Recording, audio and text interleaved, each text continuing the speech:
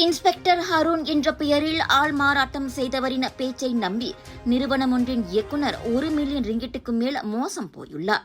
கைபேசி வாயிலாக தாம் அம்மோசடிக்கு ஆளானதாக 37 வயது பெண்ணிடமிருந்து நேற்று புகாரை பெற்றதை ஜோஹர் போலீஸ் தலைவர் டத்தோ எம் குமார் உறுதிப்படுத்தினார். அக்டோபர் 31ஆம் தேதி கூரியர் நிறுவனத்திடமிருந்து அவருக்கு அழைப்பு வந்துள்ளது.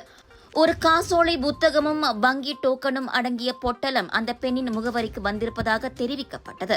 தான் அப்படி எதற்கும் விண்ணப்பிக்கவில்லை என அவர் மறுத்தபோது இன்ஸ்பெக்டர் அருண் என்பவருக்கு அழைப்பு மாற்றப்பட்டது.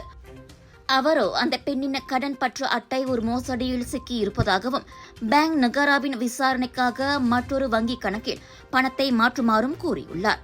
சட்ட சிக்கலாகிவிடுமோ என்ற பயத்தில் கொஞ்சமும் யோசிக்காத அந்த பெண் போலீஸ்காரர் என கூறிக்கொண்ட நபர் கொடுத்த வங்கி கணக்கிற்கு 1.14 மில்லியன் ரிங்கிட்டை மாற்றியுள்ளார். அதுபோதாதென்று கூடுதலாக பணம் கேட்டபோதே தாம் மோசடிக்க ஆளானதை உணர்ந்து அந்த பெண் போலீசில் புகார் செய்துள்ளார்.